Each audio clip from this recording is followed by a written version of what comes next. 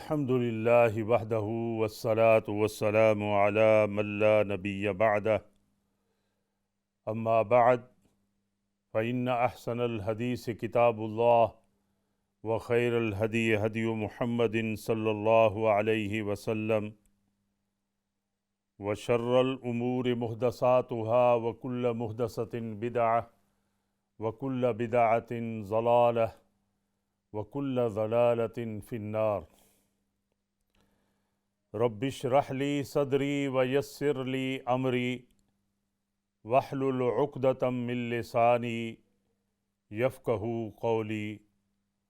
رب زدنی علما رب زدنی علما۔ اللہم صل علی محمد وعلی آل محمد کما صلیت علی ابراہیم وعلی آل ابراہیم انک حمید مجید۔ اللہم بارک علی محمد وعلی آل محمد کما بارکت علی ابراہیم وعلی آل ابراہیم انک حمید مجید۔ اعوذ باللہ من الشیطان الرجیم، بسم اللہ الرحمن الرحیم۔ سیقولون ثلاثة رابعهم کلبهم وَيَقُولُونَ خَمْسَةٌ سَادِسُهُمْ كَلْبُهُمْ رَجْمًا بِالْغَيْبِ وَيَقُولُونَ سَبْعَةٌ وَثَامِنُهُمْ كَلْبُهُمْ قُلْ رَبِّي أَعْلَمُ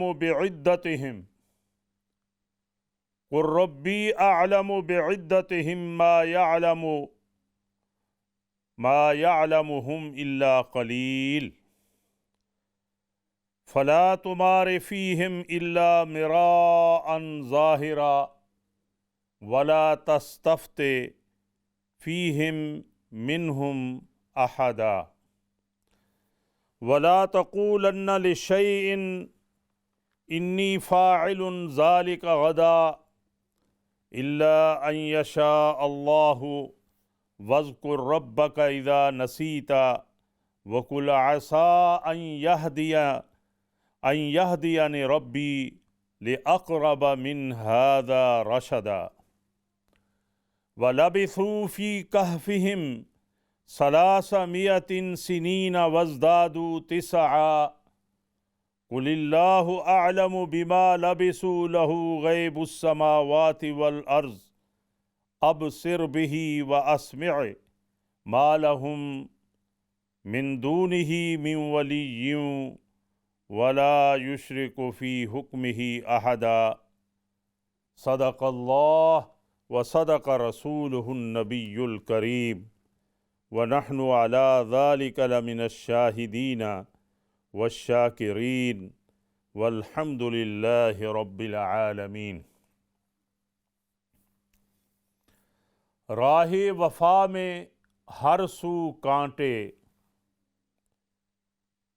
دھوپ زیادہ سائے کم، دھوپ زیادہ سائے کم، پر اس راہ پر چلنے والے خوش ہوئے پچھتائے کم۔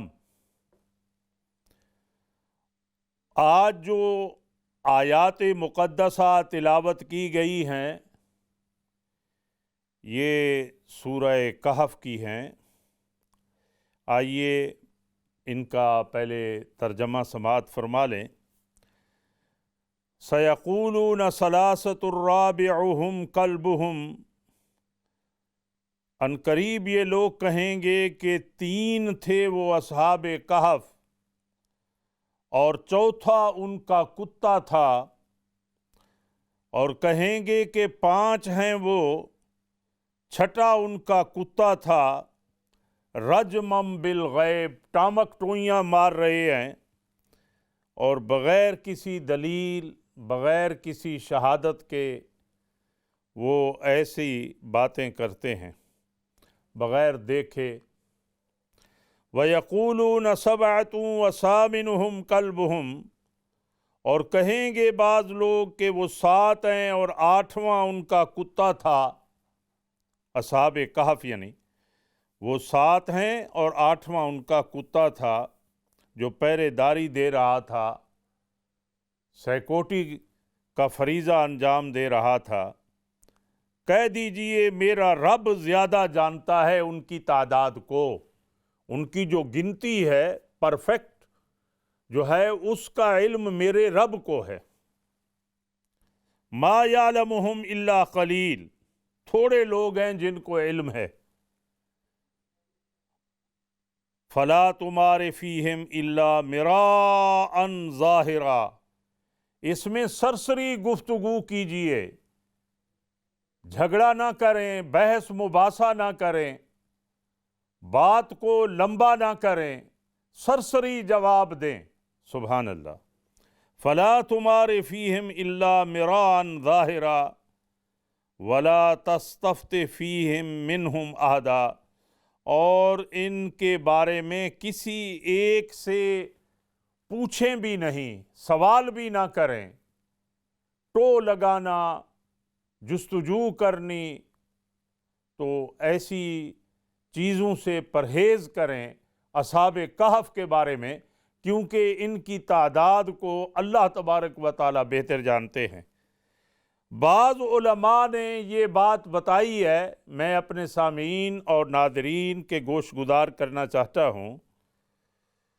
اکثر علماء مفسرین کا جو رجحان ہے وہ یہ ہے کہ ان کی تعداد 7 تھی، 7۔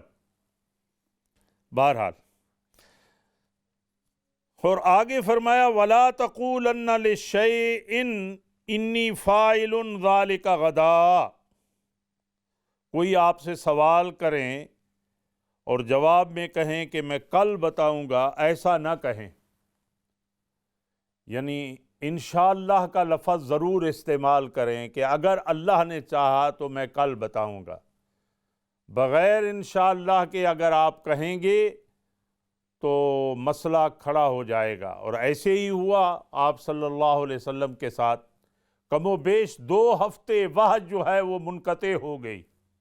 اللہ اکبر۔ الا ان یشاء اللہ، مگر جو اللہ چاہیں گے۔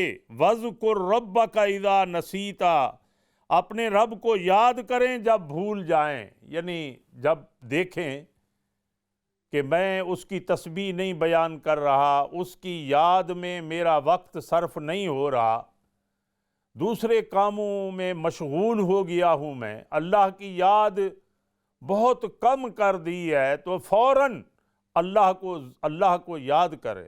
وَاذْكُرِ اسْمَ رَبِّكَ، اپنے رب کو کے نام کو یاد کریں، لا الہ الا اللہ کثرت سے پڑھیں، سبحان اللہ و بحمدہ سبحان اللہ العظیم، یہ کلمہ پڑھیں، زبان پر ہلکا ہے، وزن میں بھاری ہے، اور اللہ کو یہ کلمات بہت پیارے لگتے ہیں، یہ تسبیح پڑھیں۔ تیسرا کلمہ پڑھیں، فرمایا وَاذْكُرْ رَبَّكَ اِذَا نَسِیتَ، اپنے رب کو یاد کریں جب بھول جائیں آپ۔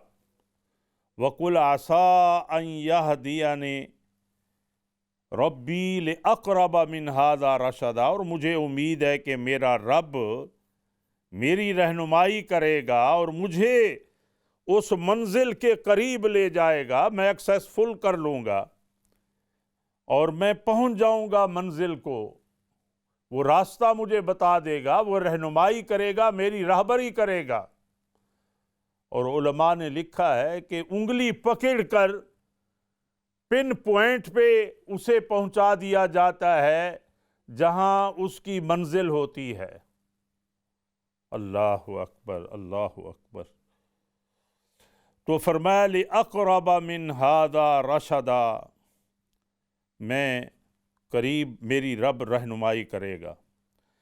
وَلَبِثُوا فِي كَهْفِهِمْ، اور یہ اصحاب کہف ٹھہرے رہے اس کھو میں، اس غار میں، 300 سنین، 300 سال، وَازْدَادُوا 9، اور 9 کا اضافہ کر لیں، یعنی 309 سال اس غار کے اندر رہے، اور اللہ ان کی کروٹیں بدلتا رہا، سبحان اللہ، تاکہ مٹی ان کے جسم کو کھا نہ لے، پسینے سے شرابور نہ ہو جائیں، اللہ ان کی کروٹوں کو بدلتا رہا، اور سورج کی جو تمازت ہے، سورج کی جو حرارت ہے، اس سے انہیں محفوظ رکھا۔ وَإِذَا غَرَبَتْ تَقْرِضُهُمْ ذَاتَ الشِّمَالِ، اللہ اکبر، پیچھے آپ نے آیات پڑھی ہیں کہ جب طلوع ہوتا ہے سورج تو اس کی کرنیں اور اس کی شعاعیں ذرا کنی کترا جاتی ہیں ان سونے والوں سے، اور پھر جب غروب ہوتا ہے پھر بھی شکل مختلف ہوتی ہے۔ سبحان اللہ۔ فرمایا ذالک من آیات اللہ، یہ اللہ کی نشانیوں میں سے ایک نشانی ہے، اس پر بحث نہ کریں، اس پر سوال جواب نہ کریں، زیادہ جستجو میں اور طے میں نہ جائیں۔ اللہ اکبر۔ فرمایا ذالک من آیات اللہ، یہ اللہ کی نشانیوں میں سے ایک عجوبہ ہے۔ تو فرمایا قل اللہ اعلم بما لبثوا لہ، کہہ دیجئے اللہ زیادہ بہتر جانتا ہے وہ کتنا عرصہ ٹھہرے رہے۔ غیب السماوات والارض، اسی کے پاس علم ہے آسمانوں اور زمین کے پوشیدہ چیزوں کا۔ وَلِلَّهِ خَزَائِنُ السَّمَاوَاتِ وَالْأَرْضِ، اللہ کے پاس خزانے ہیں، پوشیدہ دفینے ہیں، ہر چیز کا علم، جو کچھ زمین میں ہے، جو کچھ آسمان میں ہے، 7 زمینیں ہیں، 7 آسمان ہیں، معلوم نہیں کتنے جہان، ہزاروں جہان آباد ہیں۔ فرمایا سب کا علم اللہ کے پاس ہے۔ اب صرف بھی واسمع، کیسا دیکھنا ہے اور کیسا سننا ہے۔ فرمایا ما لہم من دونہ من ولی، کوئی اس کا متولی نہیں ہے، کوئی مددگار نہیں ہے اس کے کام میں کہ اللہ تھک جائیں۔ ولا یعودہ حفظہما، اللہ تھکتے نہیں آسمان اور زمین کی حفاظت میں۔ تو فرمایا کہ اس کا کوئی دوست نہیں ہے، کوئی ولی نہیں ہے، کوئی متولی نہیں ہے، کوئی پارٹنر نہیں ہے۔ ولا یشرک فی حکمہ احدا، اور نہ کوئی شریک ہے اس کے حکم میں کوئی ایک، یعنی اللہ کا جب حکم یا آرڈر آتا ہے زمین و آسمان میں تو اس میں کوئی شریک نہیں ہوتا، وہ تنہے تنہا ہوتے ہیں۔ تو ماشاءاللہ میرے بہن بھائیوں نے یہ آیات جو ہے وہ سنی ہیں 21 نمبر سے اور اسی طرح 26 تک، تو آپ نے خلاصہ بھی اس کا سنا۔ تو ہم خوش نصیب ہیں کہ سورہ کہف جو ہے ہمارے یعنی موضوع سخن ہے، اور ہم سوال بھی لے رہے ہیں ہم انشاءاللہ۔ تو اللہ کا انعام ہے جس ذات نے جو ہے قرآن کے ساتھ ہمارا رشتہ جوڑا ہے۔ تو آئیے تھوڑی سی ہم تفصیل کی طرف جاتے ہیں۔ شروع میں فرمایا سَيَقُولُونَ ثَلَاثَةٌ رَابِعُهُمْ كَلْبُهُمْ وَيَقُولُونَ خَمْسَةٌ سَادِسُهُمْ، جیسا کہ میں نے خلاصے میں یہ بات بتائی ہے کہ تعداد کے بارے میں لوگوں کا اختلاف تھا۔ خواتین و حضرات، ہمیں جو ہے قرآن کریم پر غور کرنا چاہیے، اور قرآن کریم کو توجہ سے ہم سنیں اور اس کا مطالعہ کریں، اسے یاد کریں۔ یعنی سورہ کہف جو ہے یہ ایک ایسی صورت ہے جس میں قیامت کے قائم ہونے کا اللہ تعالیٰ نے ذکر کیا ہے، یہ ایک موضوع ہے۔ تو یعنی یہ ایک ایسا واقعہ ہے اصحاب کہف کا کہ 309 سال سوئے رہے اور پھر جو ہے وہ بیدار ہوتے ہیں۔ جیسا کہ آپ نے پچھلے بیان میں سنا کہ ان میں سے ایک شخص جو ہے جب بازار کی طرف جاتا ہے کھانا لینے کے لیے تو نقشہ بدلا ہوا ہے، 300 صدیاں گزر گئی ہیں۔ اللہ اکبر۔ تو یہ ہے کہ اللہ قادر کریم ہے کہ مرنے کے بعد وہ دوبارہ اٹھائیں گے، اٹھا سکتے ہیں۔ دیکھیے بہت سارے واقعات قرآن کریم میں آئے ہیں اس موضوع پر، جیسا کہ میں نے حضرت عزیر کا واقعہ آپ کو بتایا تھا، اور ایک عجیب واقعہ جو آپ آگے سنیں گے کہ موسیٰ علیہ السلام جو ہیں وہ یوشع بن نون کے ساتھ جاتے ہیں حضرت خضر سے ملاقات کے لیے، اور ان کے توشہ دان میں مچھلی ہے بھنی ہوئی تلی ہوئی کہ سفر میں ہم لوگ استعمال کریں گے۔ تو جس جگہ وہ شام کو پہنچتے ہیں اور وہاں بیٹھتے ہیں، تھک جاتے ہیں، یہ وہی پن پوائنٹ ہے جہاں خضر سے ملاقات ہونی تھی۔ تو حضرت موسیٰ علیہ السلام جو ہے وہ نیند ان کو آ جاتی ہے، اور جو ان کے شاگرد ہیں وہ بیٹھے ہیں، کیا دیکھتے ہیں کہ مچھلی جو ہے جس کو پکا کر لائے تھے وہ یکدم اس کے اندر حرکت پیدا ہوتی ہے، وہ زندہ ہو جاتی ہے، اور یکدم جو ہے وہ اس سمندر، جس سمندر کے کنارے پہ یہ لوگ بیٹھے ہیں اور جہاں انہوں نے آگے پھر ملاقات کرنی تھی، پھر وہ مچھلی کود کر پانی میں، گہرے پانی میں چلی جاتی ہے، اور جیسے بھی چلتی ہے سرنگ بنا رہی ہے۔ اللہ اکبر! آپ نے دیکھا ہوگا کیسے یہ ٹنل ہوتے ہیں گاڑیوں کے، موٹر وے کے، کیسے وہ سرنگ بنائی جاتی ہے۔ تو جیسے جیسے وہ پانی میں گھستی ہے تو وہ سوراخ بنتا جا رہا ہے، سرنگ بنتی جا رہی ہے۔ ان کے شاگرد دیکھ رہے ہیں۔ اب موسیٰ علیہ السلام جب بیدار ہوتے ہیں تو ان کو بتانا چاہیے تھا کہ میں نے یہ واقعہ دیکھا ہے، لیکن اللہ کی قدرت کہ اللہ نے ان کو بھلا دیا۔ دیکھیں، یہ ہم ان آنکھوں سے دیکھتے ہیں، ان کانوں سے ہم سنتے ہیں، اس دماغ سے ہم سوچتے ہیں، اور پاؤں سے ہم چلتے ہیں۔ ہر ایک یہ ایک مشین ہے، یہ ایک کارخانہ ہے۔ قرآن کریم میں آتا ہے وَفِي أَنفُسِكُمْ أَفَلَا تُبْصِرُونَ، فرمایا تمہاری جانوں میں بھی بہت کچھ ہے، تمہارا باڈی سٹرکچر ہے، ڈھانچہ ہے، یہ جو حرکت کر رہا ہے، جس کو سگنل ملا ہوا ہے، گھومتے ہیں، پھرتے ہیں، کھاتے ہیں، پیتے ہیں، اٹھتے ہیں، بیٹھتے ہیں، دوستوں سے گپ شپ لگاتے ہیں۔ اللہ نے ہمیں ایک لیسنس دیا ہے، جب تک اس کی ڈیٹ جو ہے وہ باقی ہے ہم گھومتے رہتے ہیں، جب ایکسپائر ہو جائے گی تو دنیا کو چھوڑنا پڑے گا۔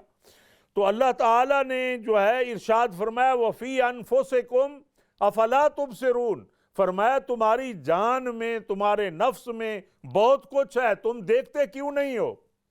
یعنی جس کی بات میں کر رہا ہوں، دیکھنے کی، سننے کی، سوچنے کی، کہ موسیٰ علیہ السلام کے وہ شاگرد اتنی بڑی نشانی دیکھتے ہیں، لیکن جب وہ بیدار ہوتے ہیں موسیٰ علیہ السلام تو ان کو نہیں بتا سکتے۔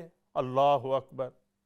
اور آپ نے سورہ یوسف میں بھی، جو میں نے الحمدللہ تفسیر بیان کی ہے، اس کے اندر بھی وہ واقعہ، جو جیل سے رہا ہونا تھا قیدی، تو حضرت یوسف علیہ السلام نے انہیں کہا کہ جب تم بادشاہ سے ملو تو میرے مظلوم کی داستان ان کو بتانا کہ ایک مظلوم آدمی ہے اور وہ کالی کوٹری میں بند ہے، اور جو ہے وہ بے گناہ جو ہے جیل کے اندر رہ رہا ہے، ٹھہرا ہوا ہے، تو ان کو بتانا۔ تو جب وہ قیدی وہاں جاتا ہے اور اس کو رہائی ملتی ہے، اور وہ بھول جاتا ہے، اتنا بڑا واقعہ بھول جاتا ہے۔ ہم اپنے آپ کو پتہ نہیں کیا سمجھتے ہیں، تھوڑا سا عہدہ مل جائے ہم بات نہیں کرتے کسی سے، کسی کو ملتے نہیں ہیں۔ میرے بھائی، ہم کچھ بھی نہیں ہیں۔ اللہ یہ جو آنکھوں کی بصارت دے رکھی ہے، اللہ اس روشنی کو قائم رکھے۔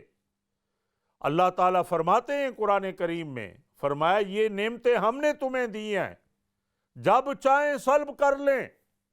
اور یہ دعا ضرور پڑھا کریں، میں اکثر اپنے بیان میں بتاتا رہتا ہوں، اللہم انی اعوذ بک من البرص والجذام والجنون ومن سیء الاقسام، اے اللہ برس سے، چیچک کے دانوں سے مجھے محفوظ رکھنا، اور وہ جو موذی بیماری ہے جذام کی، اس سے بچانا، اور یہ وہ بیماری جس میں یادداشت چلی جاتی ہے، پہچان انسان نہیں کر سکتا، اپنے دوستوں کو ملتا ہے پہچان نہیں ہوتی، پوچھتا ہے تم کون ہو، کیا نام ہے تمہارا، وہ ہکا بکا رہ جاتا ہے، کہتا ہے میں تمہارا بھائی ہوں، تمہارا دوست ہوں، اللہ تعالیٰ محفوظ رکھے۔